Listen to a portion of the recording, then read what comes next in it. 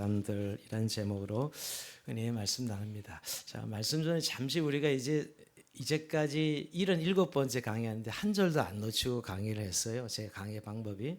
근데 다음 주부터는 이제 좀 스킵을 할 거예요. 좀 이제 뛰어 넘어가는 데가 있을 겁니다. 이유가 있다면 이게 오늘 31장으로 성막 만드는 내용은 일단락이 돼요. 이제 성막을 만드는 것까지 끝나는데 32장부터 이제 금송아지 우상숭배 사건 알죠.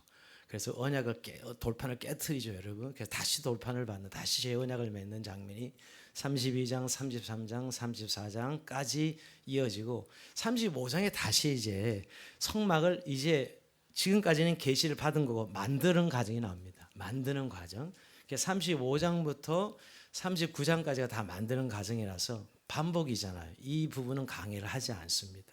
35장부터 39장까지. 그래서 40장에 다시 이제 봉헌식을 하면서 출애굽기가 마무리되거든요. 성전 봉헌식을 하면서. 그래서 40장으로 해서 마무리를 할 것이고요. 다음 주도 우리가 오늘 이 12절부터 안식일 규례가 나오는데 안식일도 따지고 보면 제10계명에서 제4계명 할 때 안식 계명을 설교를 했어요. 그래서 이런 부분은 이제 점프를 하겠다는 것이에요. 그래서 32장으로 이제 넘어가는 것이죠. 그래서 34장까지, 35장도 39장까지 점프하고 40장으로.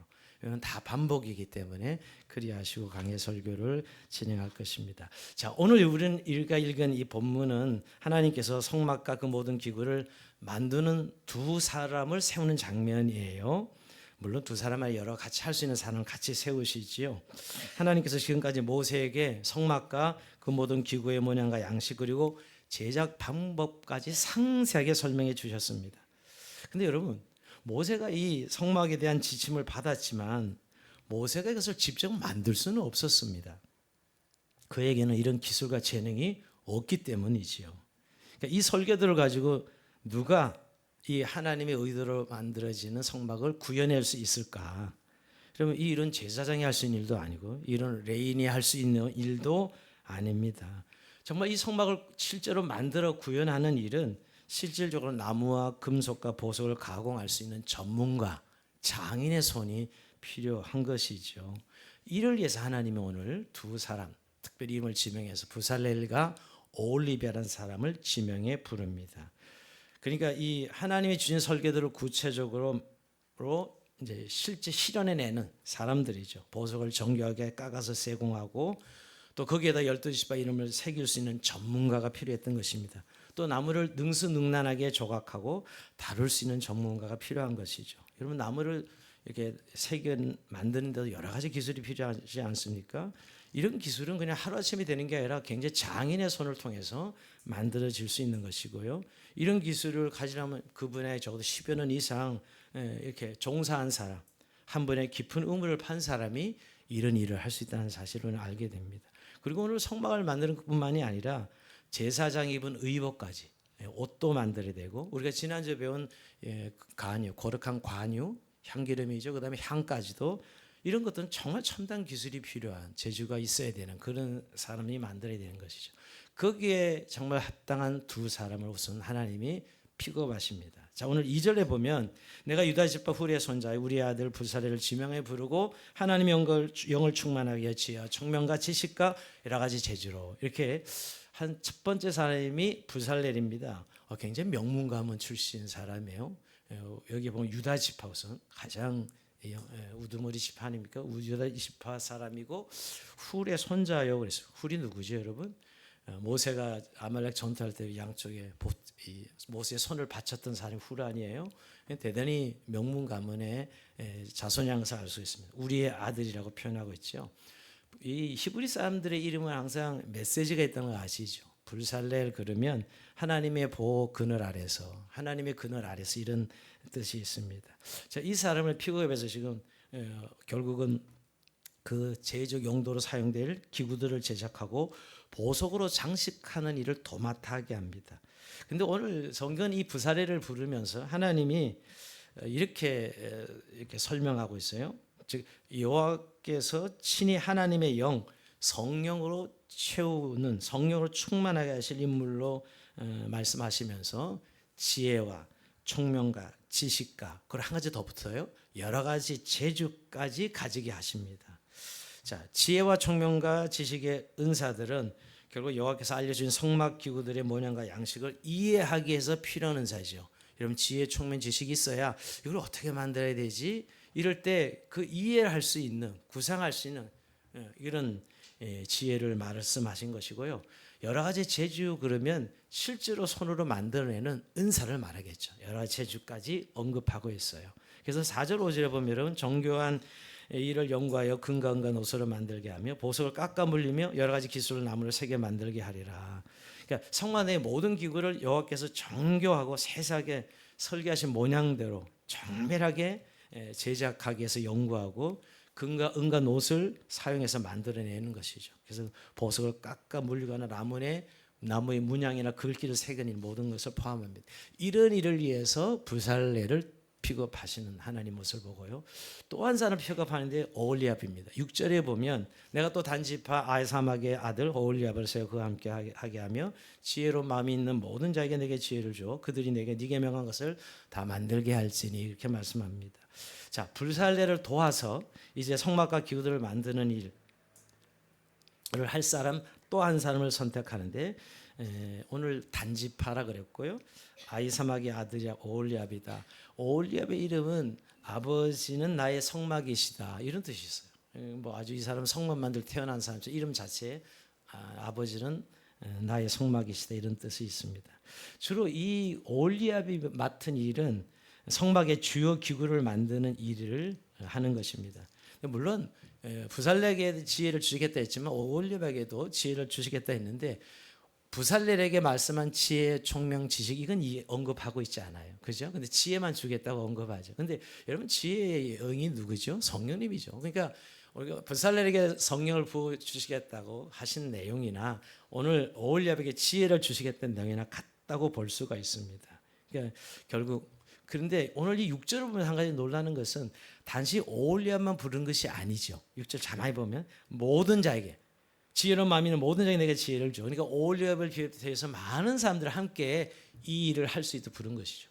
어제 그 거대한 성막을 두 사람이 만들겠어요. 수많은 사람이 참여시키는데 오늘 오홀리압에게 지혜를 준 것처럼 모든 자에게 지혜를 주어서 만들겠다라고 말씀하고 있습니다. 그러니까 익명의 많은 사람들을 하나님이 성령으로 감동하여 지혜롭게 해서 이 성막 기구를 만드는 일에 참여하게 한 것이죠.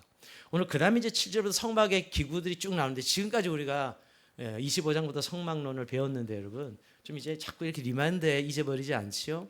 근데 기구들 목록이 그냥 순서대로 나와 있어요. 7절 해막 안쪽 지성소의 증거궤와 속죄소. 8절 해막의 지성소 희장막 성소 빗절 진설병상 등잔대 분향단. 9절 해막 바깥에 위치하는 번제단 물두문과 그 받침. 10절 아론과 그 아들들이 제사장 의복 일체. 11절 성막 기구들이 바르는 간이와 성소에서 나게 하는 향.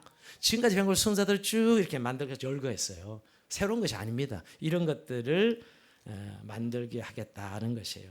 이렇게 하나님은 성막을 만들기 위해서 일꾼을 세우시는데 어떻게 보면 요즘 표현은 전문 일꾼들이요. 장인들이지요. 전문 일꾼들을 세우는데 오늘 이 본문은 우리에게 무엇을 말해주는 것일까요? 그냥 오늘 2000년, 3,500년 전에 있었던 그냥 하나의 일일까요? 오늘 이 본문을 우리에게 주신 것은 오늘 우리도 이렇게 구체적인 일로 우리를 부르시는 하나님을 생각하게 합니다. 여러분 오늘 우리가 흔히 늘 하나님의 일 그러면 우리가 하나님의 어떤 영적인 이 제사장 즉 영적인 일로 하는 제사장이나 레인을 통해서만이 하나님 영광을 받으신다 일을 하신다 이런 생각하기 참 쉽습니다. 그렇지만 그게 아니라는 거예요. 오늘 하나님 제사장과 뭐 레인들을 통해서도 영광을 받으시지만은 오늘 이렇게 전문적인 영역에 많은 성도들 어떻게 보면 익명의 다수의 많은 사람들을 일터의 삶의 현장에서 부르셔서 그들을 사용하시고 그들을 통해 하나님의 영광을 드러내신다는 것을 발견하게 됩니다. 여러분 사실 계시는 모세에게 주어지지만 이 영광스러운 성막을 만드는 일은 이 부살렐과 오홀리압과 많은 익명의 사람들이 만들고 있다는 사실을 기억할 필요가 있습니다. 결국 오늘 이들을 부르신 것은 삶의 현장에서 우리를 부르시고 그 현장 속에서 일과 일 속에서 또 일터 속에서 직업 속에서 하나님 우리를 부르시고 그 일을 하게 하시는 하나님의 섭리를 오늘 우리 본문 가운데 발견하게 됩니다. 자, 우리가 요즘 다 왕 같은 제사장이라고 하는데 정말 우리의 삶의 현장에서 제사장으로 살아가고 있는지를 한번 살펴봐야 되는 그런 말씀입니다. 사실 하나님은 하나님의 일과 세상의 일을 분리하지 않습니다. 우리 흔히 영적인 일 또는 어떤 우리가 세상적인 일 구분은 갈지 몰라도 사실 이렇게 분리하지 않는데 우리는 좀 분리하는 그런 습관이 우리 안에 있습니다. 하나님은 하나님의 일과 세상의 일을 분리하지 않으세요. 하나님이 처음에 온 세상을 창조하시며 세상을 향해서 하나님이 일하셨던 분이시기 때문입니다. 성경을 가만히 보면 태초에 하나님이 일하십니다. 혼돈과 공허의 세상 속에서 이 세상을 아름답고 질서정연하게 만들어 가시죠. 하나님의 이 세상을 창조하시고 절정품은 사실 에덴 동산에서 일하시는 모습을 보게 됩니다.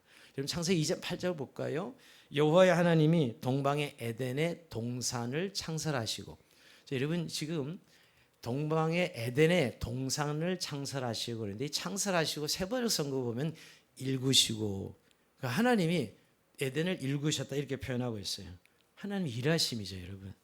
이렇게 동산을 일구셨던 하나님을 생각하면 일하시는 하나님이 우리도 일로 부르시는 하나님이라는 사실을 발견하게 됩니다.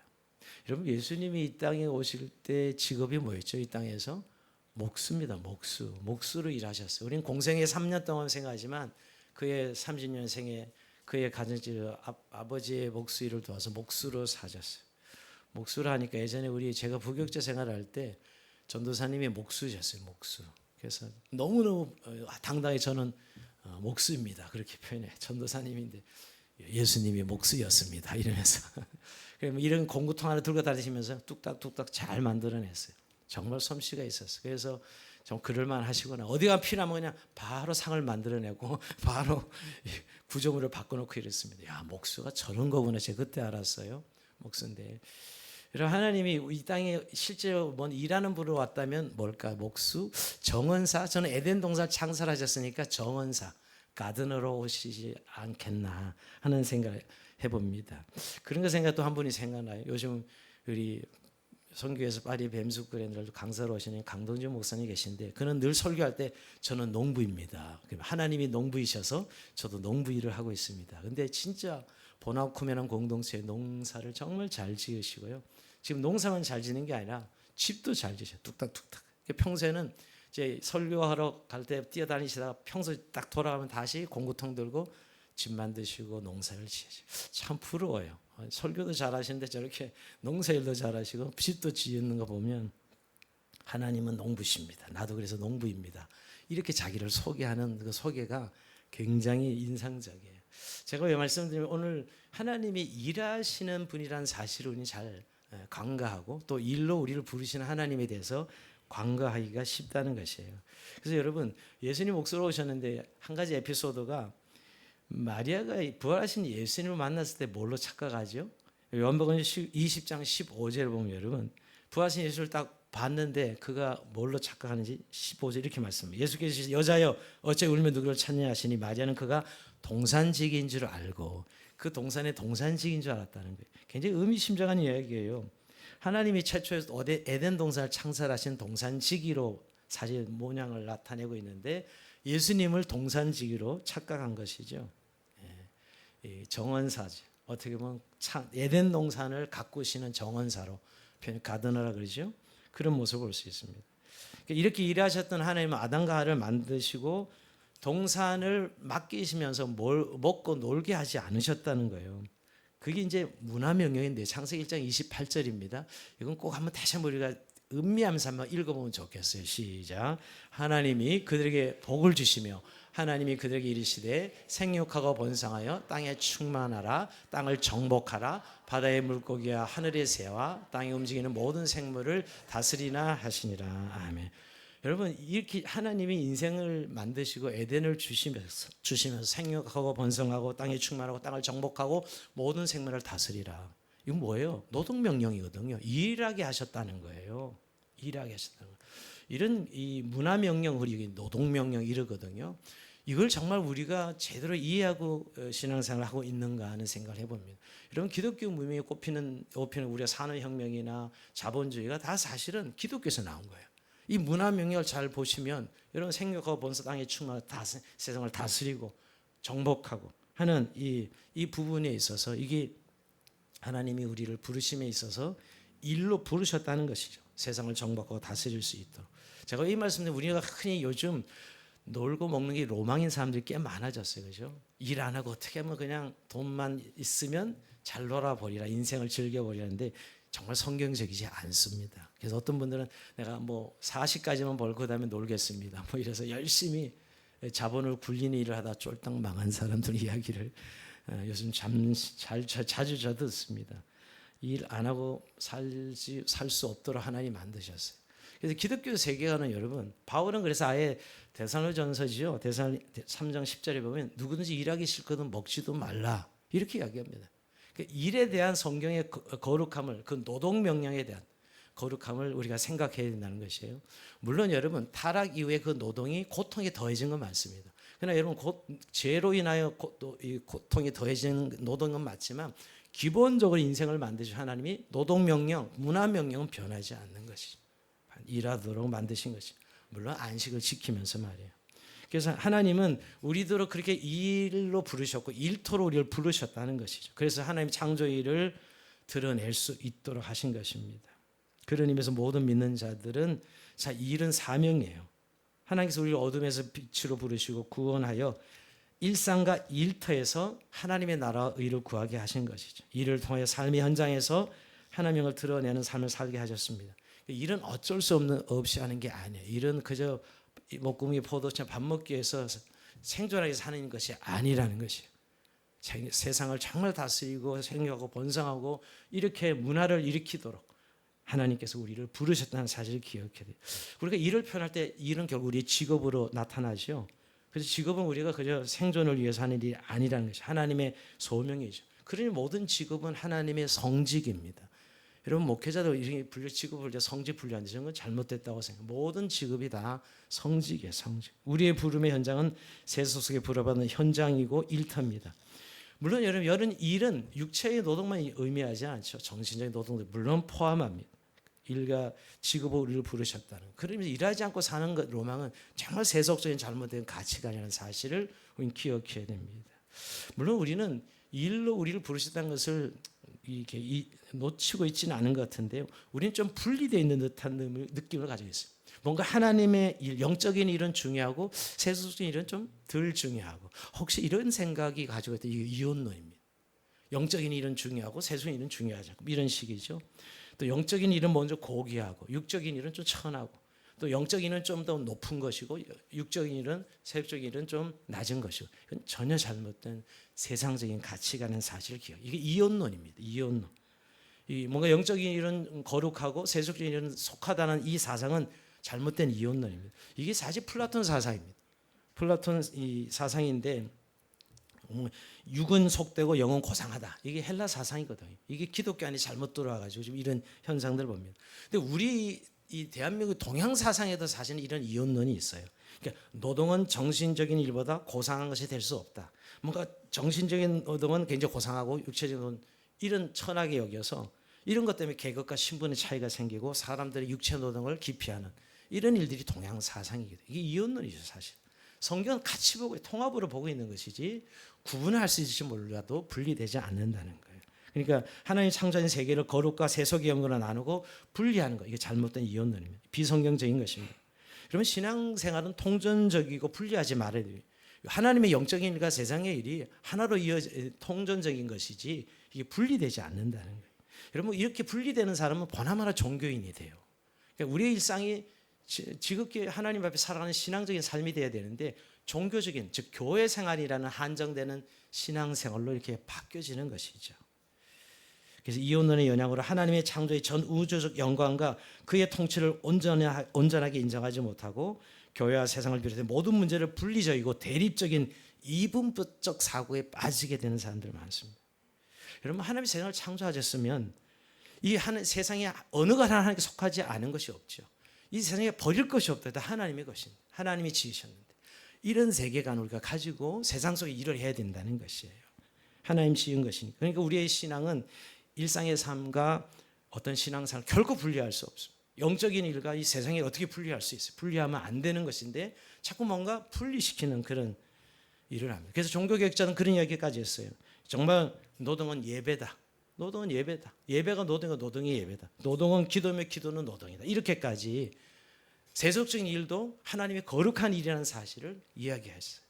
맞습니다. 이게 사실 오늘 크리스천들에게 세상 속에서 잘 살아내지 못하는 잘못된 이혼론에 빠져있기 때문에 생각합니다. 그래서 우리가 일터, 그 일하는 일터는 하나님의 사명을 수행하는 자리여야 되죠.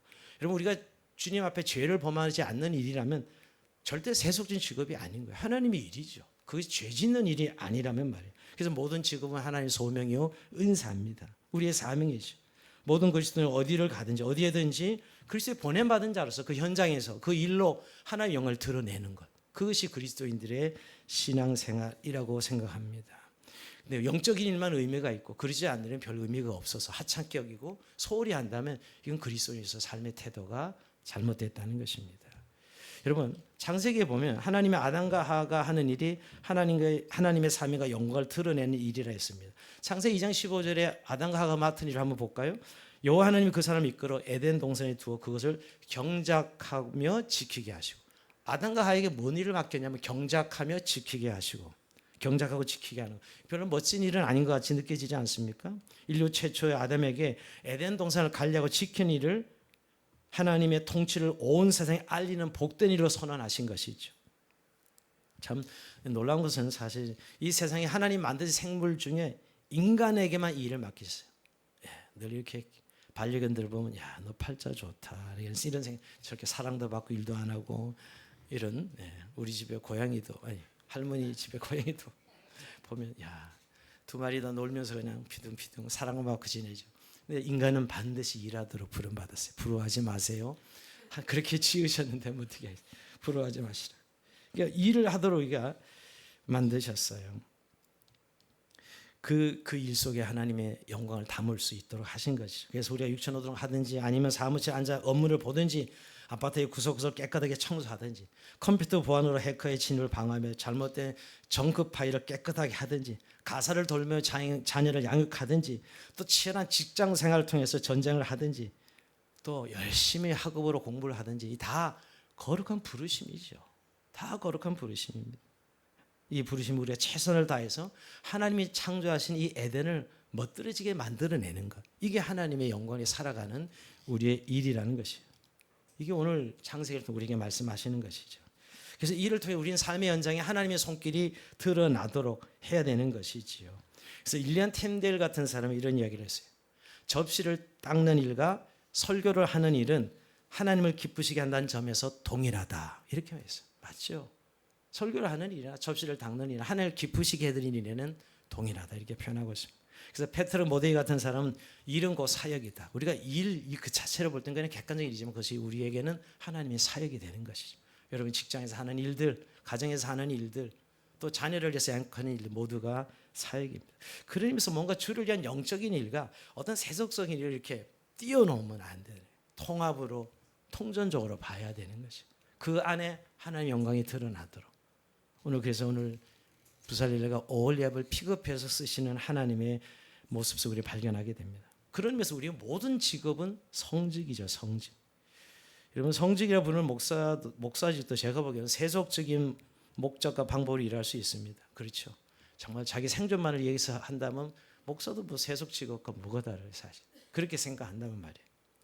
그러니까 여러분 세속 직업을 여기는 일반 직업도 거룩한 태도와 방법으로 일할 수 있습니다. 그러니까 직업 그 자체로 거룩하다 세속적이다 절대 평가할 수 없어요. 그 직업과 일을 수행하는 자의 목적과 태도와 방법에 의해서 거룩과 속이 구분되는 것이죠. 우리가 정말 하나님의 마음으로 그게 다 하나님 내게 주신 일로 판단하면 다 그건 거룩한 일이죠. 그게 그리스도인이 가져야 될 태도죠. 그러나 뭐 아무리 거룩한 일을 해도 자기 이익만을 생각하고 일한다면 그건 세속적인 직업과 뭐가 다르겠습니까? 우리가 그 일로 우리 하나님의 부르심을 받고 보내심을 받았다는 것. 거기서 이제 우리가 그리스도의 증인으로 살아내는 것이죠. 자, 그러면서 여러분 결국 일로 부름받은 일터에 우리 부름받은 우리들은 그 현장이 일터 현장이 선교 현장이 되어야 됩니다. 우리 하나님이 지상명령을 주셨죠. 마지막 제자들에게 마태복음 28장 18, 19절에 예배 너희는 가서 모든 민족으로 제자를 삼아 아버지 아들과 성령으로 세례를 주고 내가 너희에게 분바 가르치는 것을 지키게 하라. 이 지상 명령과 아까 창세기 1장 20번 문화 명령 떨어지면 안 되는 거예요. 사실 문화 명령 속에 지상 명령이 있는 거예요.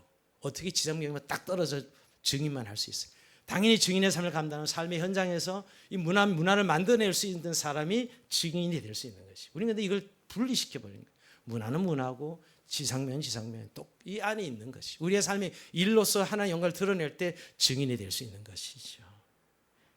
그러니까 결국 우리의 직업의 현장에서 예수 그리스도의 증인의 삶을 살아가야 된다는 것입니다. 그런 의미에서 여러분 본질적으로 우리가 선교제나 비선교제 이렇게 구분은 지금 큰 의미가 없어요. 물론 다문화권에 가는 선교사가 필요합니다. 그러나 적어도 우리가 부르심 받는 이 직업의 현장이 선교지라는 거예요. 그래서 일터 선교에서 이렇게 부르는 이유가 그 때문에 그 현장이 단순히 내 생존을 위해서 돈을 벌기 위한 목적만 있는 것이 아니라 결국 그 일을 통해서 하나님의 영광을 드러내는 것이죠. 내가 있는 그곳이 거룩한 땅이고 거룩한 곳이고 그곳에서 우리가 그리스도의 증인된 삶을 살아내야 되는 것이에요. 여러분 오늘 기독교가 이렇게 약화된 것은 오늘 교회가 이렇게 사실은 비난을 받는 것은 바로 그런 삶의 현장에 부름을 받은 그리스도인이었기 때문에 교회 안에는 많잖아요.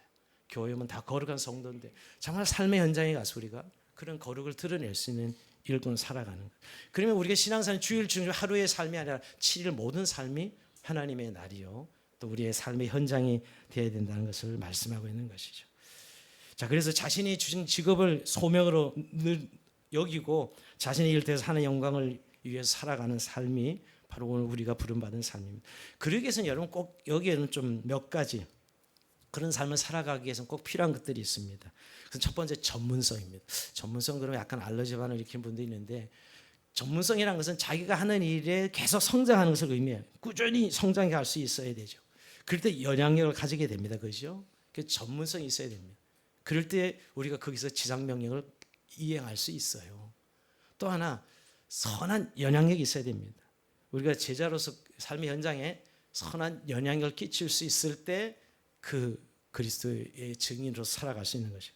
제가 한 가지 더 좀 추가한다면 그렇게 해서 이제 자기에게 얻어지는 이런 것들을 통해서 자꾸 높아지려고 하는 상향성을 가지고 있으면 이건 사실 그리스도의 증인으로 살아가기 어렵습니다. 오히려 내려가는 낮은 데로 임해야 되는 것이죠. 그럴 때 진정한 그리스도의 소명을 감당할 수 있다는 것입니다. 저는 그러면서 여러분 부살레가 오올리브에게 여러 지혜와 총명 지식 여러 가지 재주를 주셨다는데 이게 바로 사실 하나님의 지혜죠. 하나님의 지혜. 우리는 자꾸 영적인 것과 어떤 세속의 일하는 일을 자꾸 구분하다 보니까 정말 이 부살레에게 주는 이 만드는 기술을 하나님이 은사로 주신 것이거든요. 그가 물론 갈고 닦고 노력 무진장했겠죠. 근데 하나님이 그 지혜를 주신 것이죠. 그런 의미에서 여러분 오늘 우리는 우리 삶의 현장에 전문성 있는 자로 살아가고 있는가 하는 것이에요. 주부도 급이 다릅니다. 그렇죠? 주부라고 다 같은 주부가 아니고 전문성 있는 주부가 있고 전혀 전문성이 없는 주부도 있습니다. 그러니까 결국 전문성이 있느냐. 한 예를 들면 프레이저 도어티라는 사람인데요. 영국 사람이고 최연소 사업가입니다. 지금 30 초반을 알고 있는 이 사람인데요. 애띠고 굉장히 잘생겼죠, 여러분. 이 사람이 요새 48시간 안에 창업하기. 한번 꼭 관심 있는 읽어보세요. 48시간 창업하기가 있고요. 또 이 사람이 그 먼저 쓴 책이 2017년에 썼는데 나는 돈이 없어도 사업을 한다. 이 책입니다. 나는 돈이 없어도 사업을 한다. 자, 이 사람의 얘기를 좀 여기 들려드리면 여러분, 이 도티라는 사람이 14살 때 할머니가 끓이는 그 냄비, 가위를 끓여서 포도를 끓여서 잼을 만드는 거거든요. 그 잼을 만드는 걸 뚫어져 쳐다봅니다. 보글보글 끓여서 나중에 잼이 되잖아요. 끓이면. 근데 그 잼에는 할머니의 특별한 레시피가 들어 있었어요. 이렇게 맛있는 과일 향취를 그대로 이게 전달하는 잼을 사람들과 나눌 수 없을까 이런 생각이 들었던 거예요. 저 맛있는 할머니의 저 잼을 많은 사람들 나누면 얼마나 좋을까. 그래서 그 병에 넣어가지고 이웃 주민들에게 팔기 시작했어요. 14살짜리 아이가. 처음에 12병 팔고. 근데 먹어보니까 맛있다 그러니까 그 다음에 또 30병이 팔고 40병 팔고. 그래서 이제 이 재미가 붙어가지고 이 14살짜리 중학생이 이제 더 이제 아버지한테 과일 좀 사다 달라고. 그래서 아버지한테 과일 새벽 시장 갔다 와서 과일 사다 줘서 이 과일을 이제 본격적으로 만들어냅니다. 그래서 엄마 아빠가 쪼그려서 포장해가지고 이제 팔기 시작해요. 근데 사람들이 이 잼을 먹어보고 나서 야 진짜 맛있다. 그래서 소문이 나는 거예요. 이 맛있다는 소문이 나게 돼서 이 프레즈 도어티는 결국 학교를 못 다니고 고등학교 중퇴합니다. 이게 장사를 이제 시작해가지고 고등학교 중퇴하고 잼 사업에 전념해서 16살에 영국의 초대형 유동업체인 웨이트로즈라는 그 납품회사에 납품이 시작해. 이 본격 16살에 사업을 시작하는 거죠. 납품하기 시작하면서 이 잼 이름이 슈퍼잼이에요. 슈퍼잼. 이거 한국에 들어와 있습니다. 유명한 잼이에요. 지금은 전 세계 2천여 개 매장에 한 100만 병씩 팔리는 글로벌 상품이 됐어요. 이 슈퍼잼이. 그래봤자 지금 30세 초반일 겁니다. 그렇게밖에 되지 않았어요. 그래서 어떻게 보면 잼 하나 만들어 판 것인데 그런 그 하나님이 인류에게 주신 과일 안에 들어있는 고유의 향과 맛을 최대한 어떻게 하면 살릴 수 있을까? 여기에 모든 초점을 맞춘 거죠. 그래서 나온 게 슈퍼잼이에요. 슈퍼잼. 이걸 또 어떻게 좀 많은 생각 좀 나눌까 하면서 사업가가 된 거예요. 이거 합리적인 가격 어떻게 많은 생각 나눌까 이런 생각을 하면서 자신이 사업가로 변신한 것이죠. 예. 잼 하나 잘 팔아도 이렇게 부자가 될 수 있습니다. 이거 별것 아니라 생각할지 모르지만 오늘 말씀 묵상하면서 이 친구를 제가 생각하게 된 것은 이렇게 어떤 잼 하나 과일의 단계를 어떤 하나님 준 과일 하나의 향을 제대로 살려낸다는 생각 아래 이 결국 전문성이 생기는 거예요. 우리 전문가 그러면 뭔가 많이 배워야만 된다는 생각을 하는데 결국 하나님이 이 세상을 만드신 분인데 여기에 하나님의 뭐가 들어있을까를 생각하면 다 전문성을 가지게 되기 시작하죠. 우리가 하나님의 창조인 피조 세계의 정원사로 부름받았다면 삶의 현장의 정원사로서 하나님 만드신 피조물 하나라도 제대로 깊이 파고들면 이런 영감은 언제든지 얻을 수 있다는 생각을 하게 됩니다. 지금 이 문화라고 이제 컬처가 문화인데 영어로 여러분. 근데 컬처가 문화인데 원래 경작하는 컬처 베이트라는 단어에서 나와요. 컬처가 문화죠. 근데 컬처 베이트는 경작하다. 창세기 경작하다에서 문화가 나온 것이에요. 그러니까 깊이 경작하다 보면 문화가 생기는 것이죠. 그러니까 아담이 에덴 동산을 경작하고 지키는 몰두할 때 우리의 삶에 문화가 생깁니다. 우리가 하나님의 의다운 창조를 생각할 때 그것을 우리의 삶 현실로 가져오면 우리의 기독교 문화가 돼 일이 되고 문화가 되는 것이. 오늘날 기독교는 종교는 있는데 문화가 없다 그럽니다. 종교는 있는데 삶이 없다 그럽니다. 그런 의미에서 오늘 이 부름에 대해서 우리가 다시 한번 좀 깊이 우리가 더 나아가야 되는 것이지요. 물론 오늘날 죄성으로 인해 타락한 이 세상 속에 참 많은 것이 왜곡되어 있고요. 쉽지 않습니다. 그러나 적어도 이 원래 이 하나님께서 우리에게 주신 우리의 삶의 현장을 부르셨다면 그 현장에서 최선을 다해 살아가는 삶 얼마나 중요한 일인지 우리가 생각해 봐야 됩니다. 그 삶의 현장에서 하나님의 영광을 드러내고 이웃을 사랑하는 방법을 모색하는 것. 그것이 오늘 우리의 부르심이라는 것입니다. 오늘 말씀을 마무리하면서 여러분 이미 우리는 일터로 우리 부르심을 받았습니다. 근데 그냥 부르신 것만 아니라 오늘 부살레고 올리브를 하나님 픽업할 때 그에게 지혜와 총명과 지식과 은사를 주셨듯이 우리에게도 주셨다는 사실을 믿어야 됩니다. 자, 오늘 3절에 다시 한번 보면 하나님의 영을 그에게 충만하게 하여 지혜와 총명과 지식과 여러 가지 재주로 주셨다 그랬는데 하나님의 영을 부어주면서 여러분 우리 안에 성령을 우리에게 주님께서 부어주셨잖아요. 성령을 주시면서 지혜와 총명과 지식을 주셨다는데 근데 왜 우리는 이렇게 살아가지 못할까? 구하지 않기 때문에 오늘 지혜를 구하라고 말씀하시는데 우리는 그저 살던 대로 하던 대로 또 늘 교회의 어떤 영적인 일만 중요하다 생각하는 그런 이혼론적인 생각에 빠져서 우리가 그걸 구하지 않는지 모릅니다. 예. 이번 주에 신방하다가 이설 집사님이 신방을 했는데 이설 집사님이 그러더라고요. 저도 뭐 잘 아니까 뭐 한 달에 이 대출이자가 뭐 2배, 3배 뛰어가지고 한 달에 200만 원씩 갚아야 되는데 이걸 어떻게 갚아야 되나 너무너무 걱정을 하고 또 그러면 기도하다가 이걸 해결하려면 돈을 벌어야 되는 거잖아요. 그죠? 그래서 유명 학원 강사로 이렇게 도전을 했다는 거예요. 물론 뭐 학원 강사 생활을 했지만 거의 대치동의 학원은 다 스카이 출신들만 쟁쟁한 출신들만 지원할 수 있는데 딱 지원했는데 지금 어떻게 되는 거예요. 자기가 되려 생각도 안 해도 됐다는 것이죠. 그래서 지금 그 학원 강사의 대열에 지금 껴있어요. 유명 학원 강사입니다. 그래서 돈도 또 뭐 많이 벌어서 그걸로 메꿀 수 있었고 또 책을 써서 요새 책을 열심히 강구하잖아요. 책을 쓴 것도 이게 돈을 갚아야 되는 책으로 많이 팔려도 돈을 벌어야 되는데 하고 책을 썼는데 그 책 쓰는 것이 이게 아무나 쓰는 게 아니죠. 근데 책을 쓰게 되더라고요. 써서 벌써 뭐 이건 지금 이미 다 쓰고 있더라고요. 1권도 내 2권도 쓰고 계시더라고요. 제가 이 간증을 들으면서 그렇다. 우리에게 하나님 사실은 이미 주시는데 도전하지 않는 거죠. 하나님이 우리에게 이 세상을 만드신 걸 주시고 그 현장에 우리를 부르셨다면 그 일을 할 수 있는 능력과 은혜를 주셨는데 우리는 아이고 어떻게 저걸 도전하지 않는, 하나님께 지혜를 구하지 않는 것이죠. 구해야 됩니다. 성령의 지혜를 구해서 살아가야 됩니다. 여러분, 하나님 우리에게 잘하는 것을 세상 속에 할 수 있도록 주신 분입니다. 운동선수들에겐 운동신경과 지구력을 주시고, 학자들에겐 탐구력과 분석력과 집중력을 주시고, 또 세일즈맨들에겐 진심을 담는 설득력을 주시고, 경제인들에겐 세상이 돌아가는 이치를 주시고, 요리사들에겐 최고의 미각을 주시고, 작가에겐 창의력과 문장력을 주셨다고요. 사실 주셨어요. 이걸 우리가 도전해야 되는, 캐내야 되는 것이죠. 오늘 부살레가 올리브를 부르시는 하나님의 말씀 속에서 주님은 오늘도 우리를 일터 현장 속에서 너희가 하나님의 영광을 위해서 오늘 이 부름에 순종할 때 하나님이 이 일을 하게 하시겠다고 말씀하시는 것이죠.